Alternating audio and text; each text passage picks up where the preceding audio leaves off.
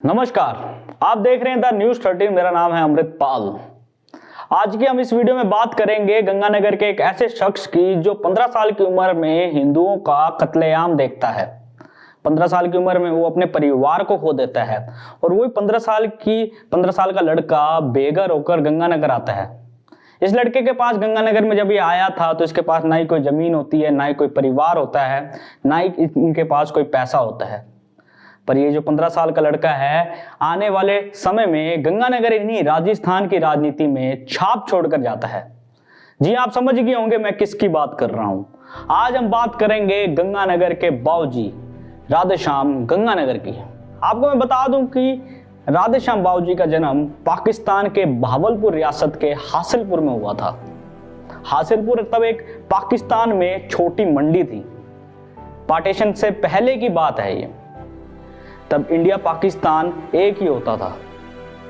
अंग्रेजों ने एक कमरे में बैठकर इंडिया पाकिस्तान के मैप पर लकीरें खींच दी। रातों रात इंडिया पाकिस्तान का विभाजन हो जाता है। इसी विभाजन के अंदर बाऊजी फंस जाते हैं। बाऊजी उस वक्त पाकिस्तान के हासिलपुर में होते हैं। हासिलपुर में दंगे छिड़ जाते हैं। इन दंगों के बीच एक 15 साल का लड़का देखता है कि कैसे इंसान को मार रहा है, कैसे इंसानियत खत्म हो रही है। ये बाऊजी के सामने हो रहा था। बाऊजी के सामने हिंदू मुसलमान का झगड़ा हो रहा था। बाऊजी इन दंगों से बचने के लिए मस्जिद में जाते हैं। मौलाना उन्हें मस्जिद में छुपाते हैं और मस्जिद में तमाम बड़े बड़े हिंदू संगठन के लोग होते हैं। पर जैसे ही पाकिस्तानियों को पता चलता है कि हिंदू मस्जिद में छुप रहे हैं तो पाकिस्तान के लोग आकर हिंदुओं पर आक्रमण कर देते हैं। बावजूद देखते हैं कैसे हिंदुओं का कत्लेआम होता है। हिंदुओं का कत्लेआम यानी कि जो ये पार्टीशन का समय चल रहा था, कैसे दंगे भड़क रहे थे, जैसे कि आप सभी को पता है ये बात। ये 15 साल का लड़का हिंदुओं का कत्लेआम देखने के बाद अपने पूरे परिवार को खो देता है। बाऊजी के भी सर में चोट आती है। पाकिस्तानी बाऊजी के ऊपर भी हमला करते हैं। पाकिस्तानियों को लगता है कि ये बच्चा मर गया, पर वो बच्चे की सांसें चल रही थी। समय बहता है, अंग्रेजी अफसर आता है और देखता है ये बच्चा जिंदा है। अंग्रेजी अफसर इस बच्चे की मरहम पट्टी करवाता है और इसको हिंदुस्तान भेजने का इंतजाम करता है। उस वक्त हिंदुओं की भरी हुई लाशें ट्रेनों में आ रही थी। उसी ट्रेन में बैठकर बाऊजी राजस्थान आते हैं। बाऊजी का पहला स्थान हिंदुमल कोट होता है। हिंदुमल कोट में वो रेफ्यूजी कैंप में रहते हैं। बाऊजी का परिवार खत्म हुआ है या नहीं खत्म ये बाऊजी को भी नहीं पता था, क्योंकि उन दंगों में बाऊजी का परिवार पीछे छूट जाता है। हिंदुमल कोट के बाद बाऊजी अबोर जाते हैं, राजपुरा जाते हैं, कुरुक्षेत्र जाते हैं। फिर लास्ट में अंतिम में उनको पता चलता है कि उनके रिश्तेदार विजयनगर में स्थित हैं। तो वो निर्णय लेते हैं कि मैं विजयनगर जाके रहूंगा। बाऊजी विजयनगर जाते हैं और करीब 1 से 1.5 साल विजयनगर रहते हैं। और अभी मैं आपको बता दूं कि 15 साल की उम्र में हो रहा है। बाऊजी 15 साल की उम्र में इतना सफर कर रहे हैं। आज के अपन युवा बच्चों को देखें तो 15 साल की उम्र में वो क्या करते हैं और उस उम्र में बाऊजी क्या कर रहे थे। बाऊजी को उस उम्र में कोई भी रिश्तेदार नहीं था। जो रिश्तेदार था वो विजयनगर में था। विजयनगर में जाके रहने लगे। ना ही उनके पास कोई पैसा था, ना ही उनके पास कोई जमीन थी। वो सिर्फ एक मुसाफिर थे। पर ये वही बाऊजी हैं जो आने वाले समय में गंगानगर में अपनी राजनीति में अपनी छाप छोड़ देते हैं। विजयनगर में बाऊजी रिश्तेदारों के पास करीब 1 साल रहते हैं। विजयनगर में रहने के वक्त ही बाऊजी को पता चलता है कि गंगानगर में उनकी मौसी रहती है। ये पता चलते ही बाऊजी विजयनगर से गंगानगर पैदल ही निकल आते हैं। मौसी के साथ उनके अटैचमेंट या फिर संबंध इतने गहरे थे कि बाऊजी विजयनगर से पैदल ही गंगानगर आ जाते हैं। और ये बाऊजी तब पहली बार गंगानगर में प्रवेश करते हैं। बाऊजी के पास गंगानगर में कुछ नहीं था तब, और आज आप देख सकते हैं कि बाऊजी का परिवार गंगानगर की एक जाने माने परिवार के तौर पर देखा जाता है। बाऊजी वहां पे अपने मौसी से पता चलता है कि बाऊजी का परिवार पूरा खत्म हो चुका है। बाऊजी को दुख होता है, क्योंकि बाऊजी को अभी तक यही नहीं कंफर्म था कि बाऊजी का परिवार जिंदा है या नहीं। मौसी बताती है कि उनके परिवार दंगों में मर चुका है। बाबूजी की कहानी में सबसे खास बात यह भी है कि बाबूजी ने कभी हार नहीं मानी। अभी आप उनके पॉलिटिक्स करियर में जाएंगे तो आप देखेंगे बाबूजी हारे भी हैं और जीते भी हैं, पर बाबूजी ने कभी अपने जिंदगी में हार नहीं मानी। बाबूजी गंगानगर रहने लगते हैं और सरकार द्वारा पाकिस्तान से जो माइग्रेंट्स आते हैं, जो भी पाकिस्तान से आए गए हिंदू या फिर मुस्लिम भाई जितने भी थे, उनको ज़मीन दी जाती है। इसी आधार पर बाबूजी को भी अनूपगढ़ में ज़मीन मिलती है। बाबूजी को गंगानगर में एक दुकान मिलती है। बाबूजी दुकान में व्यवसाय खोलते हैं। दुकान का नाम होता है श्याम जनरल स्टोर। ये दुकान एक मल्टी ब्रांड रिटेल की दुकान होती है। इस दुकान का इस्तेमाल करके बाबूजी अपना बिजनेस चालू करते हैं। ये दुकान चल पड़ती है, बाबूजी का बिजनेस चल पड़ता है। बाबूजी के पास देश विदेश से ग्राहक आने लगते हैं। इसी दुकान को चलने के बाद बाबूजी दुकान के जरिए गंगानगर में मशहूर हो जाते हैं। बाबूजी का सबसे बड़ा एक बिहेवियर ये भी था कि उनकी जो जनता के अंदर पकड़ थी, जब वो जनता के अंदर घुल जाते थे एकदम, उनका व्यवहार इतना सरल था कि लोग उनको अपना मानने लगते थे। इसी के कारण बाबूजी के पॉलिटिक्स की शुरुआत होती है।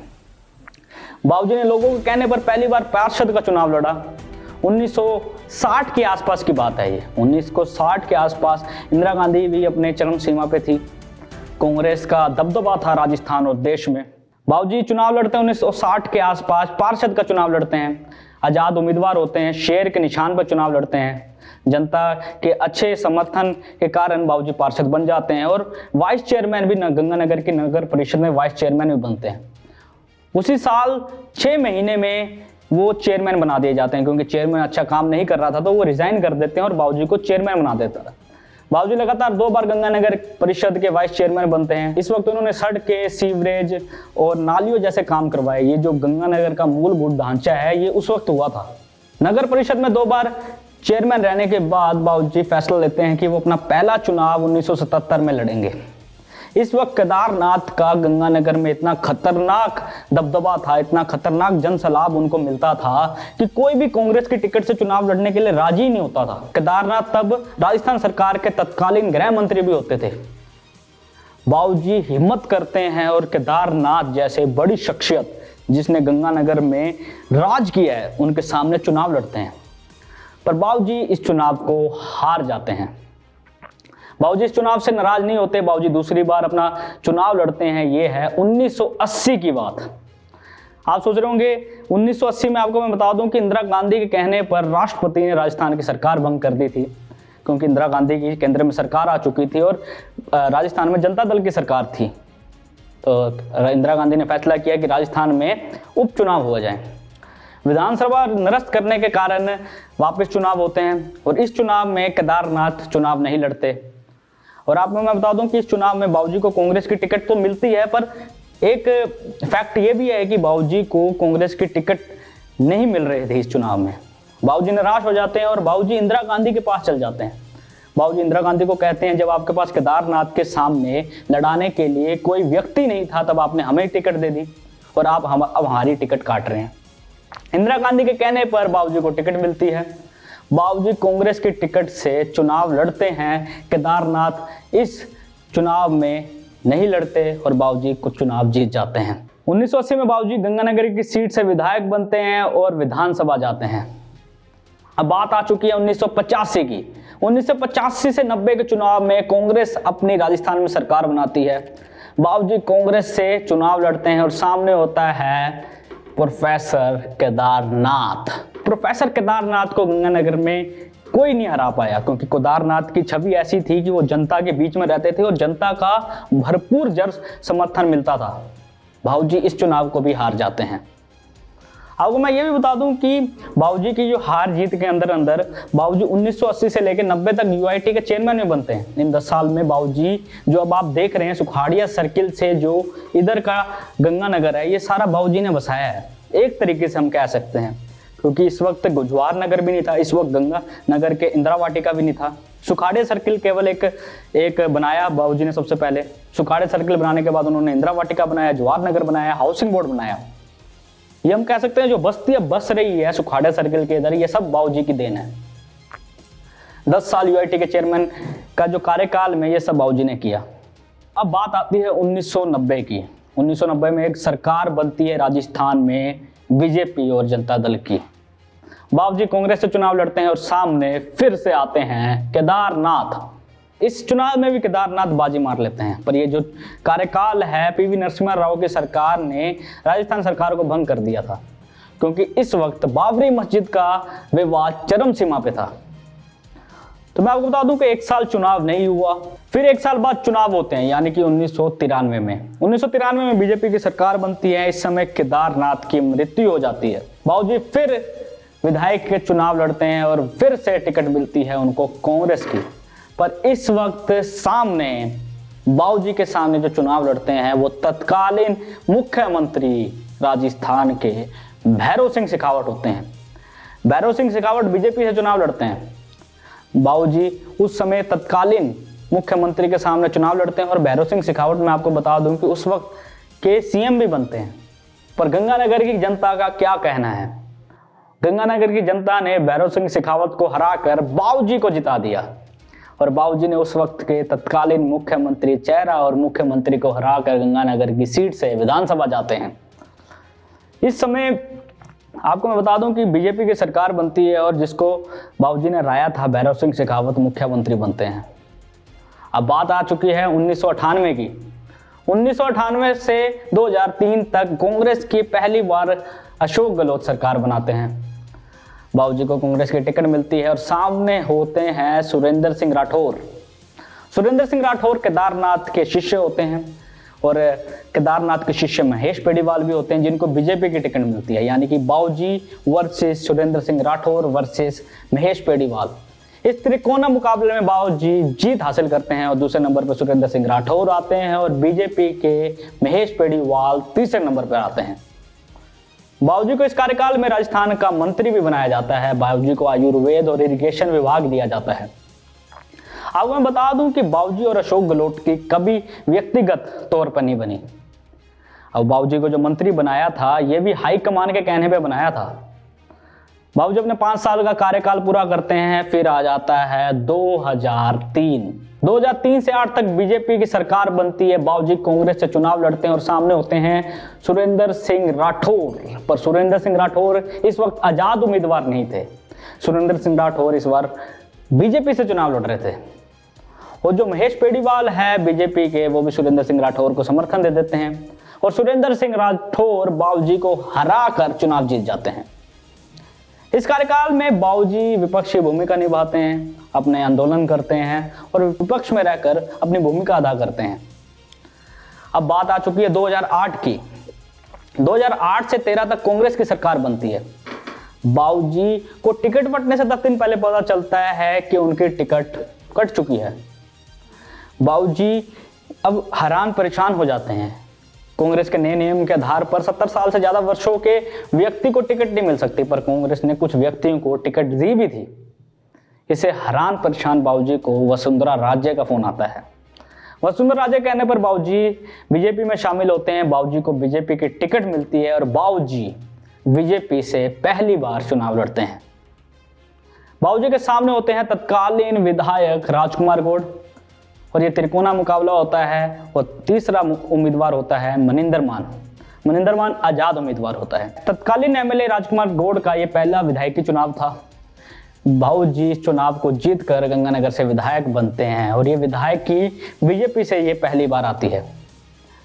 आपको बता दूं कि अब सन आ चुका है 2013 से 18 में बीजेपी की सरकार बनती है। बाबूजी बीजेपी से चुनाव लड़ते हैं। सामने होती है कामनी जिंदल जमींदारा पार्टी से चुनाव लड़ती है और त्रिकोणा मुकाबले में तीसरा उम्मीदवार होता है जगदीश जांदू।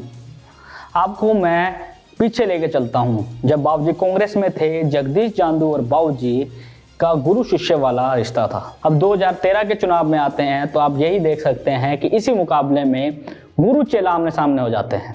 कामनी जिंदल मेडिकल कॉलेज का मुद्दा उठाती है और यहाँ गुरु चेला की आपसी जंग होती है।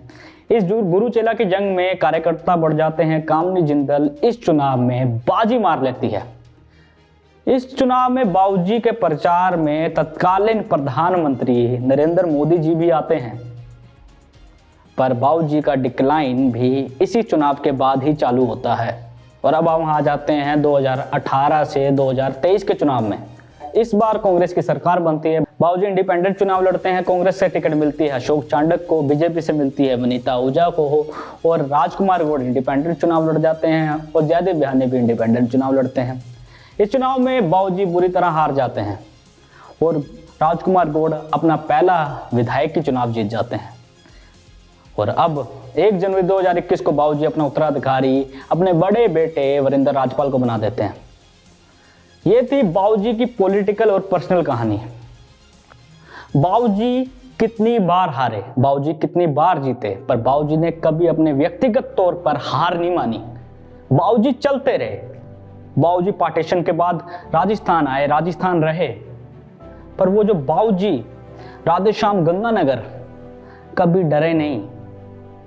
बाबूजी राधेश्याम केदारनाथ के सामने चुनाव लड़ते हैं, जब केदारनाथ का इतना दबदबा होता है, गंगानगर की जनता उनके समक्ष होती है, केदारनाथ को हराने की कल्पना ही कोई नहीं कर सकता, पर बाबूजी हार से नहीं डरे और चुनाव लड़ा।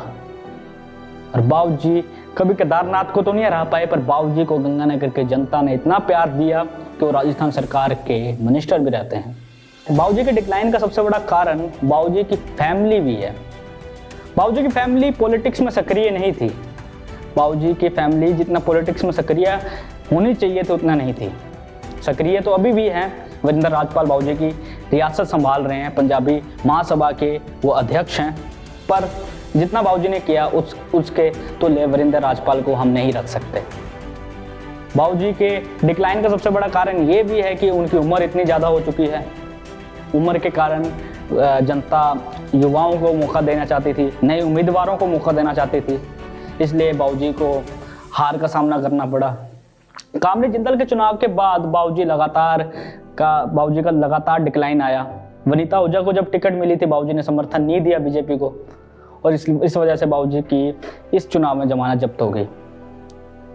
ये थी बाबूजी की पूरी पॉलिटिकल और पर्सनल कहानी। इस कहानी से हमने क्या सीखा? इस कहानी से हमने सीखा कि हार से मत डरो, सिर्फ अपने रास्ते पे चलते रहो। हार जीत आती रहेगी और हमें कामयाबी मिलेगी। ऐसी और वीडियो के लिए आप बने रहिए द न्यूज़ 13 के साथ। और अगर आप ऐसी ही वीडियो गंगानगर की किसी और शख्सियत पर बनवाना चाहते हैं तो कमेंट डाउन कीजिए। मैं अमृतपाल इजाज़त लेता हूँ।